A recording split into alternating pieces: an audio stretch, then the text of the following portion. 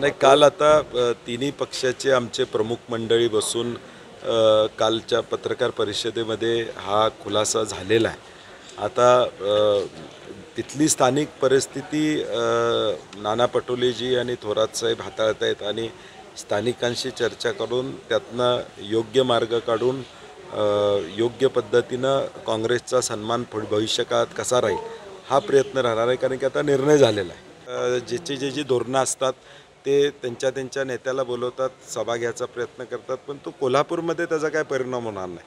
कोल्हापूरकरांचा निर्णय पक्का झालेला आहे आता की अकार्यक्षम मागची 5 वर्षे कोल्हापूरकरांनी बघितलेले आहेत आणि विजन विरुद्ध अकार्यक्षमता अशी ही निवडणूक आहे. नाही, करू देत, माझं म्हणणं हरकत नाही, टीका करणाऱ्यांना हरकत नाही. शेवटी जी ताकद आहे या जिल्ह्यातली काँग्रेसची ताकद आहे ती या निवडणुकीमध्ये महाविकास आघाडीची ताकद निश्चितपणे शाहू महाराजांच्या पाठीशी आहे हे दिसून येईल. ते काहीही बोलले, टीका माझ्यावर कितीही केली तरी मी म्हटलं तसं लोकांच्या मनामध्ये महाराजांच्या बद्दलची आपुलकी प्रेम आहे ते काय काढू शकत नाही. नाही, मी म्हणलं तसं आता अंतिम निर्णय होईपर्यंत सगळ्यांच्या भूमिका स्पष्ट होते, स्ट्रॉंग होते की आम्हाला ही सीट मिळाली पाहिजे. आता काल अंतिम निर्णय दिल्ली आणि सगळ्यांशी चर्चा करून अंतिम निर्णय झालेला आहे. आता 48 सीटचं वाटप झालेलं आहे हे काल स्पष्ट झालेलं आहे. आता त्यातून काही तक्रारी, काही ठिकाणी थोडे नाराजी ही दूर करण्याची जबाबदारी नेतृत्वांची आणि आमच्या सगळ्यांची असणार आहे आणि ती आम्ही निश्चितपणे दूर करू. पुण्यात सुद्धा नाही, ठीक आहे, काही आता किरकोळ ह्या गोष्टी स्थानिक तिथं काही गोष्टी होणार आहेत. आता हातकणंगल्यामध्ये शिवसेनेचे उमेदवार तिथं आहेत. काँग्रेसवाल्यांना आम्ही उद्यापासून सांगणार आहे कामाला लागायला. हे थोड्या किरकोळ गोष्टी होत राहणार आहेत. आता सकाळपासून मी त्याच्यातच आहे की तिथं काही काँग्रेसचे लोक विश्वासात घेतलं जात नाही वगैरे अशा गोष्टी. तरी मला वाटतं ह्या प्राथमिक गोष्टी आहेत. तुम्हाला फॉर्म भरल्यानंतर महाराष्ट्रातले महाविकास आघाडीचे तिन्ही पक्ष एक दिलानं काम केलेले आपल्याला दिसतील. फॉर्म भरेपर्यंत थोडं बोलवलं जाणं, बैठकाला कोणी बोलवलं नाही बोलवलं या गोष्टी स्थानिक पातळीवर होत असतात. परंतु तिन्ही पक्षातल्या खालच्या कार्यकर्त्यांपासून वरच्या कार्यकर्त्यापर्यंत भाजपला थांबवणं हे एकमेव ध्येय आमचं असणार. सुप्रिया मग काँग्रेस महाविकास मला आघाडीमध्ये एकाकी पडले वाटतं वाटते. नाही, अजिबात काँग्रेस एकाएकी पडलेलं आहे असं मी म्हणणार नाही. ज्या चर्चा झाल्या आता महाविकास आघाडी म्हणून करताना ज्या चर्चा झाल्या त्या जाहीर बोलण्याची आवश्यकता आहे असं मला वाटत नाही. आणि म्हणून कारण नसताना असं किंवा तसं काँग्रेस एकाएकी पडलं हा म्हणणं, आता कोण टीका करत असेल तर तो भाग वेगळा, परंतु आम्ही तसं म्हणणार नाही. शेवटी विनिबिलिटी हा फॉर्म्युला त्यामध्ये होता. ठीक आहे, काही वेळा एकात दुसरं मागं पुढं होतं. आता सांगलीचं किंवा भिवंडीचं मित्रपक्षांचा आग्रहच असल्यामुळं काही गोष्टी होत्या आणि शेवटी काँग्रेस देश पातळीवरचा पक्ष आहे. इंडिया आघाडीची सत्ता देशामध्ये येण्याचा प्रयत्न हा काँग्रेसचा पॉझिटिव्ह बाजू तुम्ही घेतली पाहिजे असं मला वाटतं. ठीक आहे, दादांचा थोडा अभ्यास जास्त आहे. पुण्याच्या पोटनिवडणुकीमध्ये पण हु इज धनगेकर म्हटले होते आणि मग त्याचा परिणाम आपण बघितलेला आहे. त्यामुळे काय फार आकडेवारी समोर आहे की आता महाराष्ट्रात महाविकास आघाडी काय होणार आहे, बिहारमध्ये काय परिस्थिती राहणार आहे, साऊथमध्ये कुठलं राज्य आहे की जे भाजपला मिळणार आहे. ह्या कॉन्फिडन्स बिल्डअप, त्यांच्याच केडरमध्ये कॉन्फिडन्स बिल्डअपसाठी हा प्रयत्न आहे.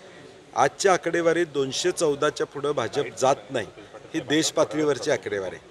आणि म्हणून हा कॉन्फिडन्स कार्यकर्त्यांच्यामध्येच निर्माण करायचं असेल तर काहीतरी मोठं स्वप्न दाखवावं लागेल, मोठं गाजर दाखवावं लागेल तर कार्यकर्ते पळतील. आणि म्हणून दादा तो प्रयत्न प्रामाणिकपणे करतात, त्यांच्या प्रयत्नावर शंका घेण्यात अर्थ नाही. चर्चा सुरू आहे, चर्चा सुरू आहे आणि वरिष्ठ पातळीवरून देखील त्यांच्याशी बोलणं सुरू आहे. रमेश चन्नीतला जे असतील, नाना पटोले जे असतील, थोरात साहेब असतील, हेही त्यांच्याशी फोनवरून संपर्कात आहेत. आणि म्हणून महाविकास आघाडी टिकावी आणि महाविकास आघाडीचे उमेदवार निवडून यावे ही भूमिका काल जवळजवळ सगळ्या वरिष्ठांनी महाराष्ट्राला सांगितली. आणि म्हणून थोड्या ज्या काय अडीअडचणी काही सीटांच्या बाबतीत आहेत त्या एक 2-4 दिवसामध्ये 5 दिवसामध्ये समजूत काढून त्या सोडवल्या जातील अशी आम्हाला खात्री. नाही, आश्चर्य वाटते महाराष्ट्रातल्याही लोकांना, एकदम आश्चर्य वाटलं. कारण की 19ची त्यांची भूमिका आणि आत्ताची भूमिका आम्हाला वाटलं ते युतीमध्ये जाऊन महायुतीमध्ये जाऊन 2-3 जागा लढवतील, 4 जागा लढवतील अशी चर्चा चालू होती.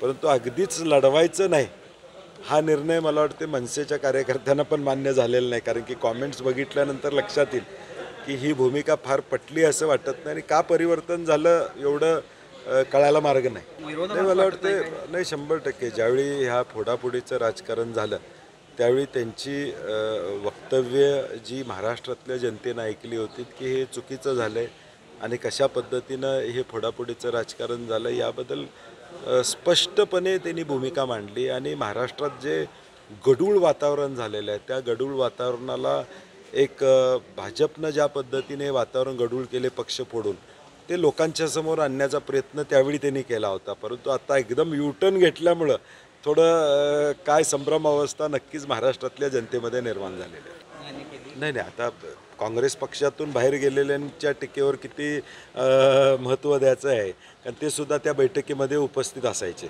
म्हणजे अगदी शेवटच्या बैठकीपर्यंत ते उपस्थित ही आकडेवारी त्यांनासुद्धा माहीत आहे.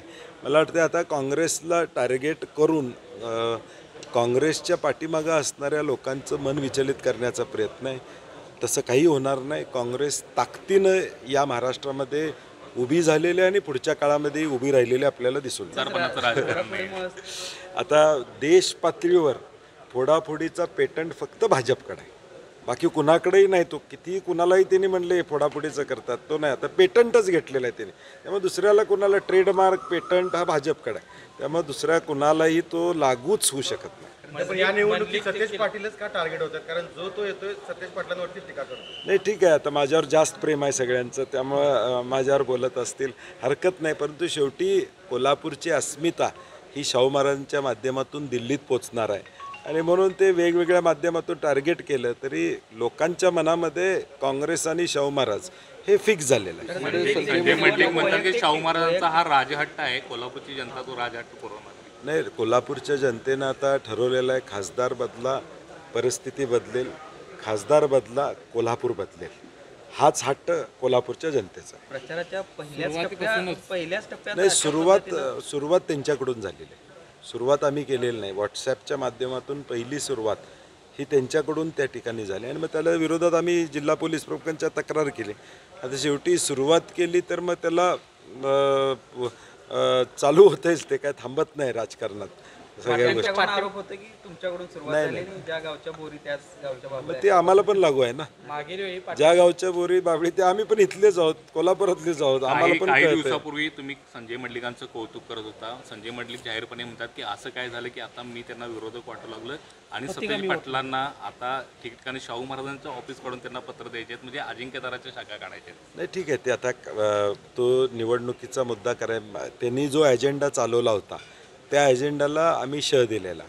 खासदारांचं महाराष्ट्रामध्ये असं कुठेही घडलं असेल मला वाटत नाही. ही पहिला उपक्रम आहे की काँग्रेस पक्षाच्या वतीनं हा राबवला जातो. खासदारांचं ऑफिस आहे प्रत्येक तो त्यांची अकार्यक्षमता लपवायसाठी ते करतात. ते करू शकले नाहीत 5 वर्ष म्हणून ते आता त्याच्यावर टीका करतायत. आणि मग ह्याच अजिंक्यताराचा रोल 2019 साली काय होता तोच प्रश्न. एबीपी माझा, उघडा डोळे बघा नीट.